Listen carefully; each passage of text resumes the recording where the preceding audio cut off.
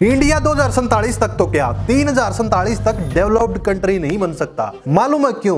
क्योंकि यहाँ के कुछ लोग नहीं चाहते कि इंडिया डेवलप्ड कंट्री बने। और जिस चाइना से इंडियन मीडिया वाले बार बार कंपैरिजन करते हैं वो चाइना इंडिया से 100 साल आगे है। वेल, आज की इस वीडियो में जानेंगे how China become a super power.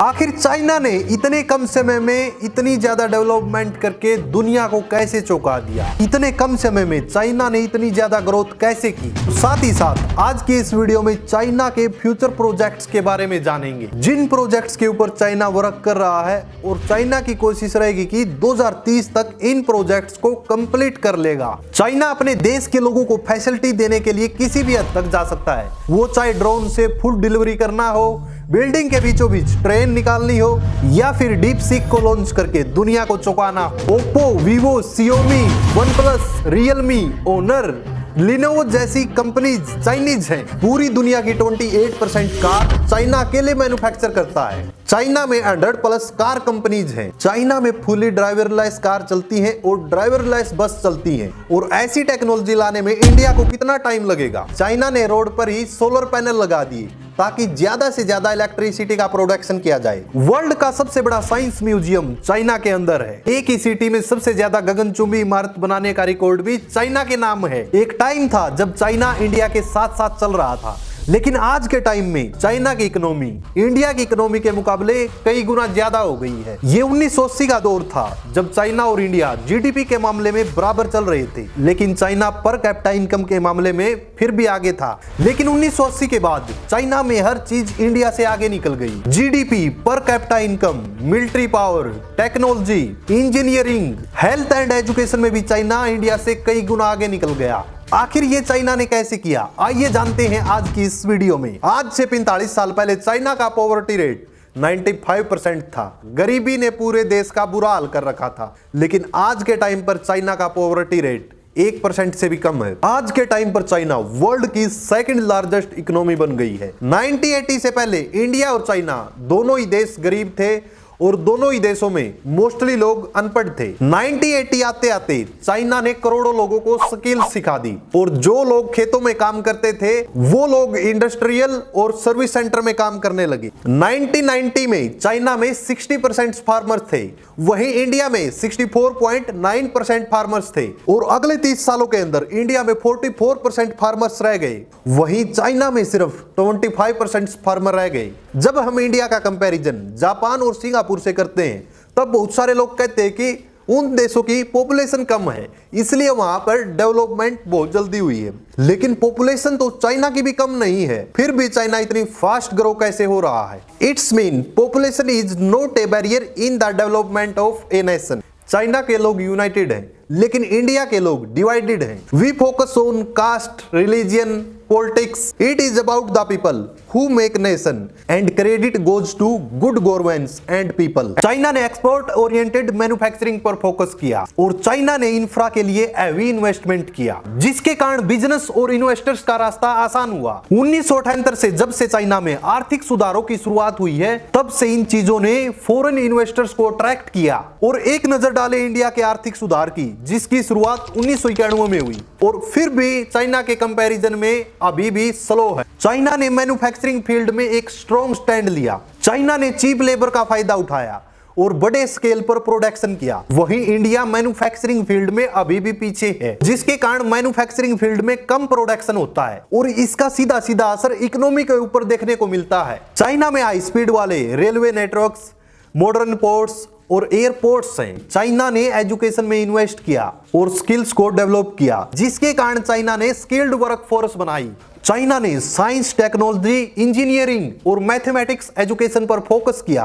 On other hand India में अभी भी एजुकेशन सिस्टम में इंप्रूव करने की जरूरत है। इंडिया में स्किल्ड वर्कर्स की शॉर्टेज है और इंडिया की गवर्नमेंट स्किल डेवलपमेंट के लिए कम बढ़ावा देती है। इंडिया का यूथ हिंदू मुस्लिम में बिजी है और इंडियन किड्स इंस्टाग्राम पर मुजरा करने में बिजी है। लेकिन चाइना का यूथ अपनी कंट्री को और ज्यादा डेवलप्ड बनाने के लिए दिन रात मेहनत कर रहा। वहीं इंडिया का यूथ सोशल मीडिया पर हिंदू मुस्लिम कर रहा है। चाइना में क्लीनलीनेस सिस्टम देखिए, वहीं इंडिया में क्या हाल है। चाइना की ग्राउंड रियलिटी देखिए। देखो चाइना में ना भी मेरे सामने एक्सीडेंट हो गया। अब यहाँ पर क्या है ना कि भाई जब तक पुलिस नहीं आ जाती ना, बंदा उसी पोजीशन में लेटा रहेगा पुलिस के आने तक, क्योंकि ना भाई ज़्यादा से ज़्यादा क्लेम कर सके। यहाँ के रूल ही कुछ ऐसे हैं।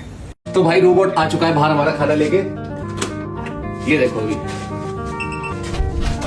Hello, little robot. Okay, open. And that's how you get your food delivered. और इंडियन मीडिया सारा दिन इंडिया का कंपैरिजन पाकिस्तान और बांग्लादेश से करती है, क्योंकि उनको पता है कि चाइना और अमेरिका तो एडवांस्ड है। Guys, this is why I say China is living in 2050. Right now I'm in Shenzhen, the tech hub of China. So behind me you can see this is a drone delivery. Means they don't deliver food by man, they deliver food by a drone. Right now I'm trying to order some drinks. You see the QR code here? 无人机接单。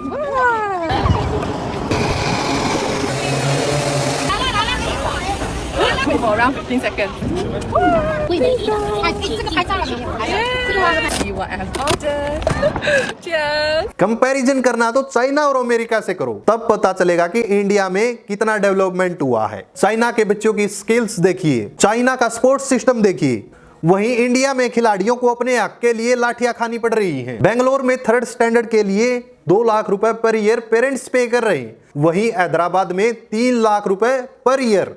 एक अभिभावक जिनका बच्चा private school में पढ़ रहा है, उन्हें एक बच्चे की पढ़ाई पर हर वर्ष 2,14,000 रुपए से अधिक खर्च करना पड़ रहा है। लेकिन इसके बावजूद भी इंडियन एजुकेशन सिस्टम में इंप्रूव नहीं हो रहा है। इंडियन मीडिया चाइना के बारे में फेक न्यूज फैलाती है। चलिए अब चाइना की ग्राउंड रियलिटी जानते हैं। कोई ड्राइवर नहीं है, बिना ड्राइवर के गाड़ियां ऐसे चलती है चाइना में नॉर्मल सड़कों पे। आप देख करके अंदाज लगा सकते हो कि इनकी टेक्नोलॉजी कितनी आगे बढ़ चुकी है कि नहीं? लाजवाब चीज। ये का व्यू दिखाई पड़ता है कि आपकी गाड़ी आखिरकार कहाँ चल रही है। तो देखा अपने इंडिया चाइना से कितने साल पीछे है। और ये चीज किसी ने घर बैठे नहीं बताई, बल्कि इंडिया से जो लोग चाइना गए हैं उन लोगों ने ये सारी चीजें बताई हैं। अगर चाइना में किसी का एक्सीडेंट हो जाता है, जब तक पुलिस नहीं आती तब तक बंदे को उसी पोजीशन में रहना पड़ता है। लेकिन इंडिया में पुलिस के आने से पहले भागना पड़ता है। एक टाइम था, आज से 10-15 साल पहले, जो भी चाइनीज सामान होता था उसका हम बहिष्कार करते थे, ये कहते हुए कि ये तो चाइनीज सामान है, बेकार ही मिलेगा। फर्स्ट कॉपी सेकंड कॉपी का नाम देते थे। और आज वही चाइना सुपर पावर बना हुआ है।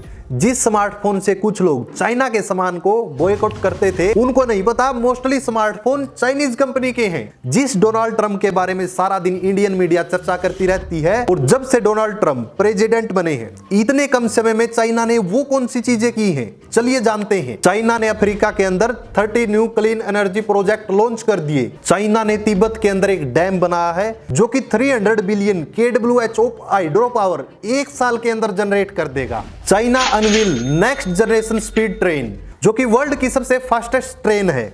China artificial sunsets a new world record by generating plasma for 1066 seconds. China launch world largest assault ship. China release new AI model DeepSeek. और ये सब कुछ चाइना ने सिर्फ 45 दिन के अंदर किया है। और इससे आप अंदाजा लगा सकते हो कि चाइना कितनी स्पीड से ग्रो कर रहा है। एलोन मस्क की स्टारलिंक को बीट करने के लिए चाइना ने 6G पर टेस्टिंग शुरू कर दी है। और इंडिया में क्या हो रहा है?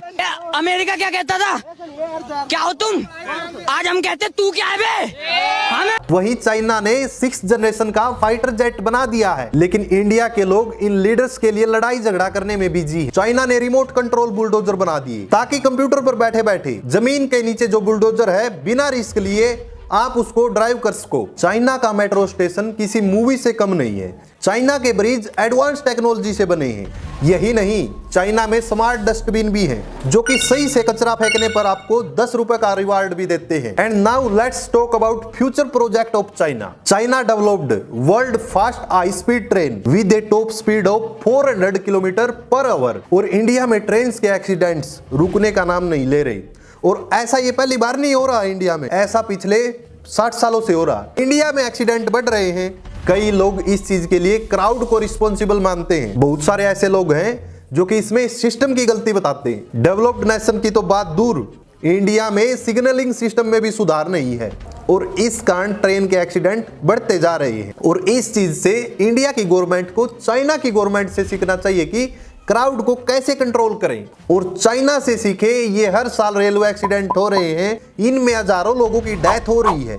इस चीज को कैसे कंट्रोल किया जाए। चाइना वर्ल्ड का बिगेस्ट एयरपोर्ट बना रहा है जो कि चाइना को ग्लोबली कनेक्ट करेगा। चाइना के पास ऑलरेडी वर्ल्ड लॉन्गेस्ट ब्रिज का रिकॉर्ड है। यही नहीं, चाइना के पास वर्ल्ड टॉलेस्ट ब्रिज का भी रिकॉर्ड है। अगेन ये रिकॉर्ड खुद चाइना तोड़ने वाला है क्योंकि चाइना एक और वर्ल्ड का टॉलेस्ट ब्रिज बनाने जा रहा है। चाइना ग्लोबल पावर के साथ साथ फुली डेवलप्ड होना चाहता है। चाइना स्पेस में परमानेंट बेस बनाना चाहता है। चाइनीज मिलिट्री मॉडर्नाइजेशन प्लान, ये मिलिट्री वर्ल्ड की टॉप टियर मिलिट्री होगी। ये तो थे चाइना के कुछ फ्यूचर प्लान जिनको सारी दुनिया जानती है, लेकिन चाइना ने ऐसे थाउजेंड्स ऑफ प्लान सीक्रेट रखे हैं जो कि दुनिया नहीं जानती। चाइना के ऐसे बहुत सारे फ्यूचर प्लान हैं जिसको दुनिया से सीक्रेट रखा गया है, लेकिन इंडिया के फ्यूचर प्लान क्या हैं, क्या आप जानते हैं? कमेंट सेक्शन में जरूर बताएं और इस वीडियो को हर एक इंडियन तक शेयर करो ताकि सभी की आंखें खुले की खुली रह जाएं। अगर चाइना ऐसा कर सकता है तो इंडिया क्यों नहीं कर सकता? कहां पर प्रॉब्लम आ रही है? वैसे चाइना को पीछे छोड़ने के लिए इंडिया को कितने साल लगेंगे? कमेंट सेक्शन में जरूर बता सकते हो।